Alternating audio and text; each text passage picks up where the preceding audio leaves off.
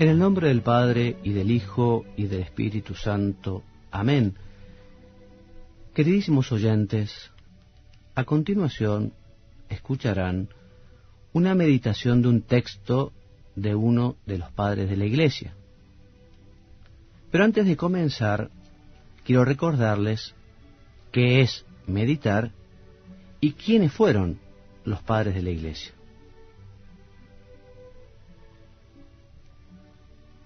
La meditación es una forma de oración, una manera de hablar con Dios.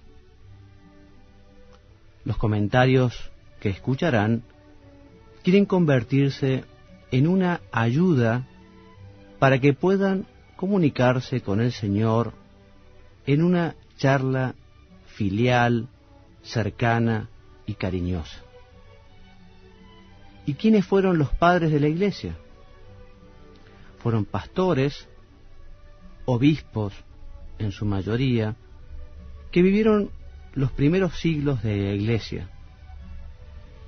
Y ellos, en su predicación, en su enseñanza, en sus escritos, tuvieron que dar respuesta a cuestiones y dificultades morales y teológicas en ambientes muchas veces convulsionados por persecuciones, conflictos internos, por herejías y cismas. Y ustedes dirán, ¿y por qué puede ser conveniente meditar con textos de los padres de la Iglesia? Te voy a responder con la instrucción sobre los padres de la Iglesia en la formación sacerdotal, un documento de la Congregación para la Enseñanza Católica. Este documento nos dice que los padres de la Iglesia son testigos privilegiados de la tradición de la Iglesia. También que los padres fueron intérpretes de la Sagrada Escritura. Los padres tuvieron una ciencia teológica extraordinaria, fueron maestros de vida espiritual y apostólica. Y también los padres de la Iglesia fueron santos y sus escritos constituyen un verdadero tesoro para la Iglesia.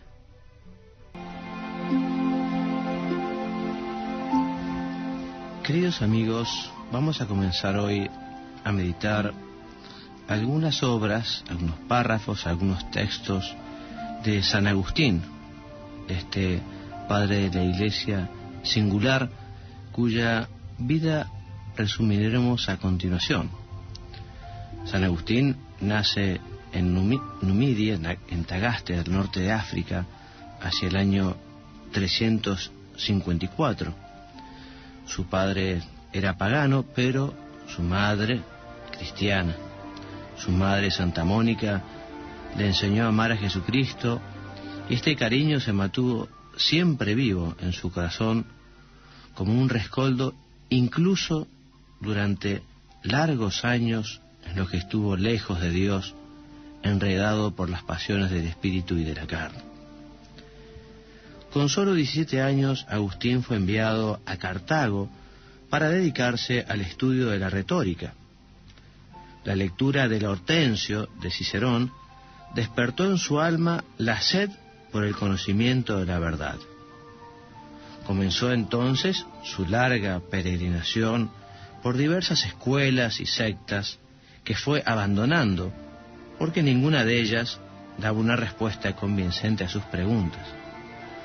Pasó del maniqueísmo al escepticismo y de aquí a la filosofía platónica, que le preparó intelectualmente para recibir la luz de la fe.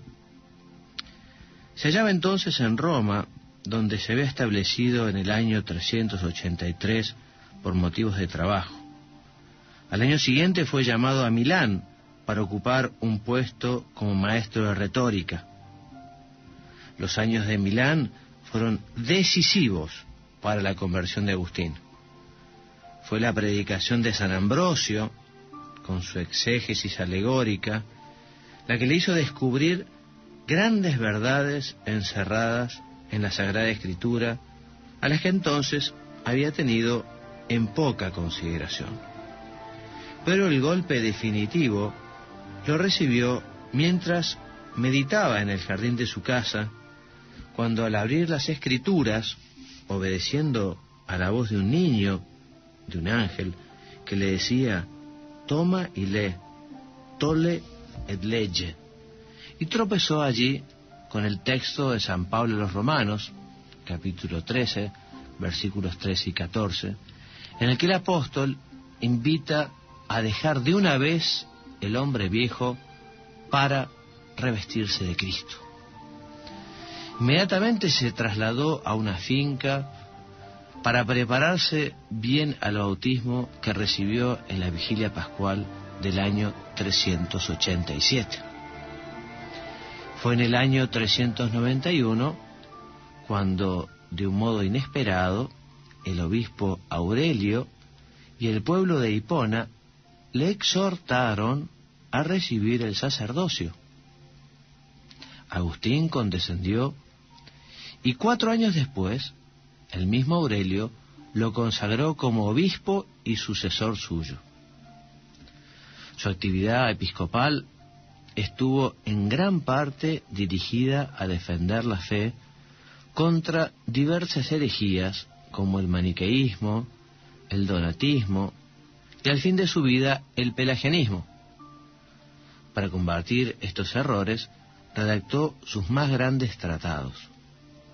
Además, explicó su preclara inteligencia al estudio de 2 grandes temas: la vida íntima de Dios y el sentido profundo de la historia, dando origen a esas verdaderas piedras miliares de la teología y de la filosofía, que son, respectivamente, sobre la Trinidad y la ciudad de Dios.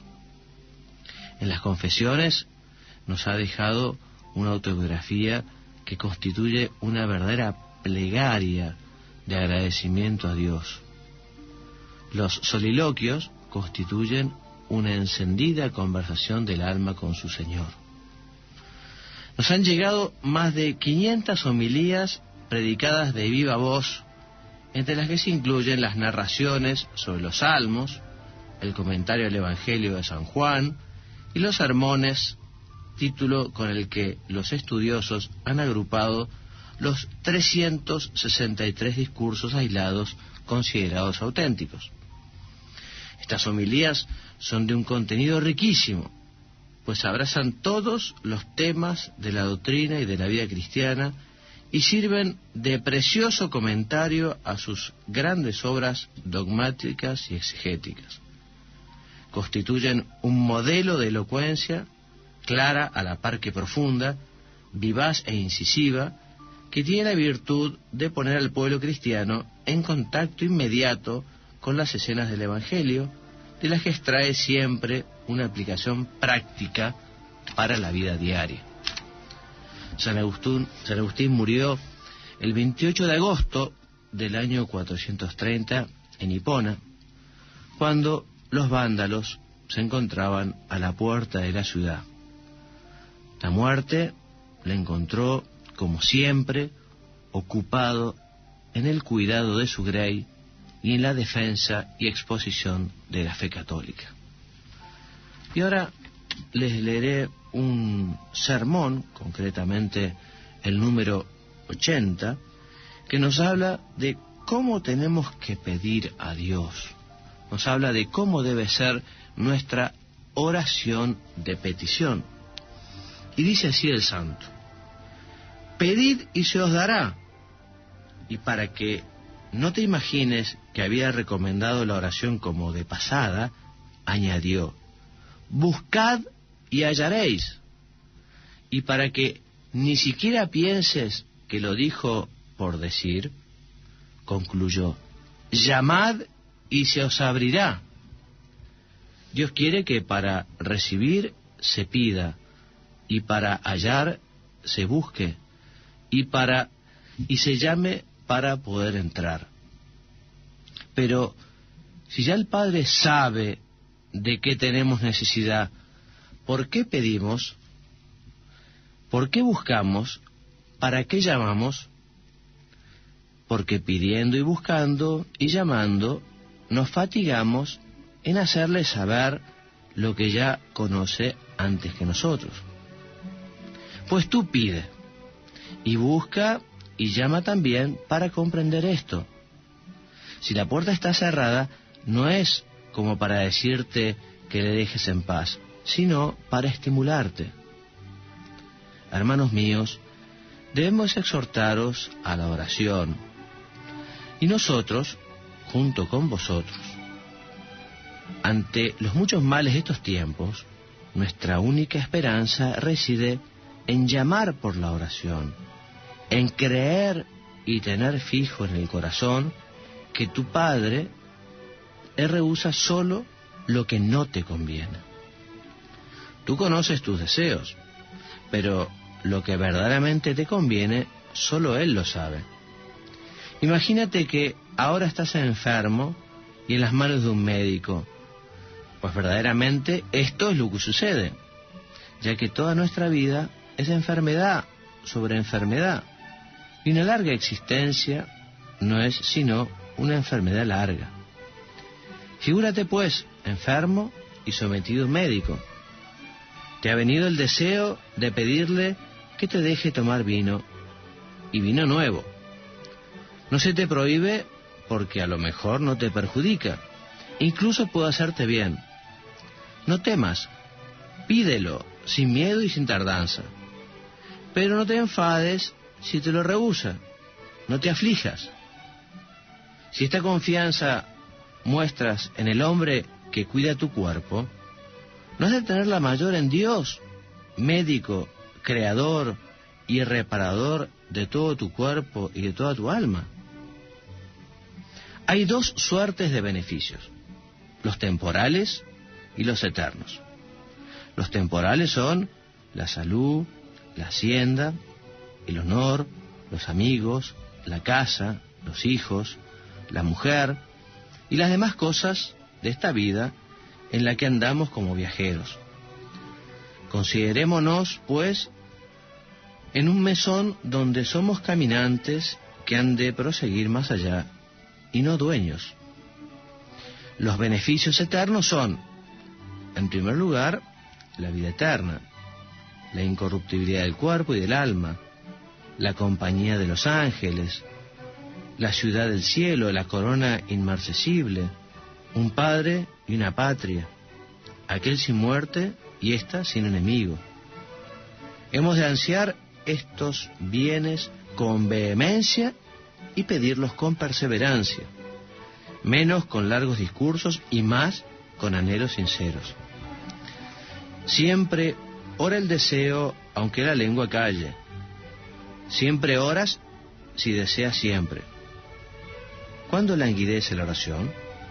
Cuando se enfría el deseo. Pidamos con toda avidez, por tanto, aquellos beneficios sempiternos. Busquemos aquellos bienes con interés sumo. Pidámoslo sin vacilaciones. Son dones siempre provechosos que nunca perjudican, mientras que los corporales a veces aprovechan y a veces dañan.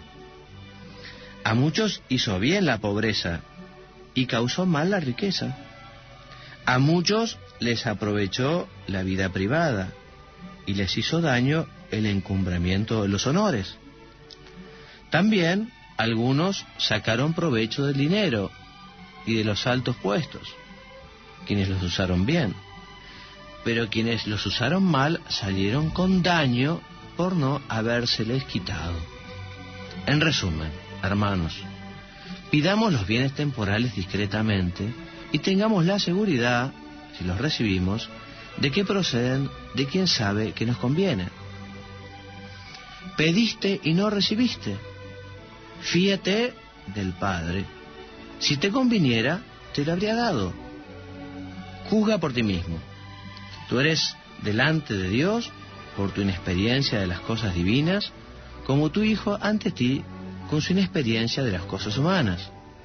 Ahí tienes ese hijo llorando el día entero porque para que le des un cuchillo o una espada, y te niegas a dárselo, y no haces caso de su llanto, para no tener que llorarlo muerto. Ahora gime y se enfada y da golpes para que le subas a tu caballo, pero tú no le haces caso, porque no sabiendo conducirlo, le tirará y lo matará. Si le rehusas ese poco, es para reservártelo todo. Le niegas ahora por sus significantes demandas peligrosas, para que vaya creciendo y posea sin peligro toda la fortuna. Está aquí el texto de San Agustín, que nos invita entonces a reflexionar cómo hemos de pedirle a Dios. Primero podemos ver que esta búsqueda de Dios en la vida de San Agustín fue algo tan patente, ¿no? Un hombre abierto a la verdad que la buscaba sin descanso y que decía que efectivamente su corazón estaba inquieto por no encontrar al Señor. Nosotros estamos llamados a pedir y a rezar con insistencia y con perseverancia. ¿Por qué tengo que pedir? Dice San Agustín, ¿por qué tengo que pedir si Dios ya sabe qué es lo que necesitamos, ya sabe qué es lo que queremos? Y fíjate vos que el mismo Jesús, esto surge de la lectura y de la meditación del Evangelio, repito, el mismo Jesús quiso que los hombres le pidan, y que algunas veces le pidan con insistencia, porque de esta manera el Señor pide que se muestre la fe de Bartimeo, que estaba allí al borde del camino, aquel buen ciego, que insistió con perseverancia, pidiéndole al Señor que lo escuchara, hasta que lo llamó y lo curó del alma y lo curó del cuerpo. Aquella buena cananea que pedía la curación de su hija y que el Señor parece que se niega primero, que no han sido enviados sino los hijos de la casa de Israel. No está bien dar la comida de los hijos para dársela a los perros. Palabras fuertes del Señor, pero que no quieren otra cosa que probar la fe, como el mismo Jesús lo manifiesta. Mujer, grande es tu fe, grande es tu fe. Y por eso le concedió aquel milagro. Como aquella buena hemorroísa que llevaba 12 años enferma y que pensaba, si alcanzara a tocar la orla de su vestido, ¿quién me ha tocado? Lo apretujaban, era mucha la gente, pero nadie lo había tocado sino ella con esa intención. Grande es tu fe, también le dice el Señor. ¿Cómo es nuestra fe a la hora de pedir? Pidamos con fe. Y si nos falta fe, pidamos fe para pedir con fe. Señor, auméntame la fe para pedirte con perseverancia, para pedirte en mi meditación diaria, para pedirte en el rosario, para pedirte en la acción de gracias después de la misa. Ayúdame a tener fe, Señor, para pedir un día y otro, para no cansarme, para pedir también a otros que me ayuden a rogarte y a pedirte. Con la fe también, como nos dice San Agustín, de que si aquello es bueno, si aquello nos conviene, nos lo dará sin duda, si pedimos con fe y con perseverancia. En cambio, si aquello no llega, también, con mucha fe, le daremos gracias a Dios, porque sabemos que no nos conviene. San Agustín da un ejemplo clarísimo. Cuando el padre o la madre no quiere dar las tijeras o la espada al niño para que juegue, cuando el padre no quiere subirlo al caballo porque sabe que se puede caer, Dios sabe perfectamente qué es lo que nos conviene, qué es lo que no nos conviene. Por eso, una vez que pedimos y que pedimos con fe y que pedimos con perseverancia y que rogamos, podemos estar muy tranquilos porque será la voluntad de Dios. Pidamos bienes temporales, pidamos bienes eternos. Es bueno que pidamos los bienes temporales para nosotros o para nuestras familias. Y aquí dice la salud, la hacienda, el honor, los amigos, la casa, tantas cosas buenas que podemos pedir. Pero sobre todo, pidamos los bienes eternos, ¿no? Pidamos la bienaventuranza eterna, el poder gozar del cielo. Pidamos la gracia de la conversión para tantos amigos y conocidos, personas cercanas. Pidamos también para nosotros la gracia de crecer en virtudes. A la Santísima Virgen, terminando esta meditación, le vamos a pedir que nos ayude a saber pedir con fe. Cuando a Catalina Labouré, cuando se apareció allí en el año 1830 en París, de allí la advocación de la Bella Milagrosa, la Virgen decía cuántas gracias ella no concedía porque no se las pedían, Por eso, Madre nuestra, ayúdanos a pedir con fe, para que el Señor nos pueda dar todo aquello que quiere concedernos, que así sea.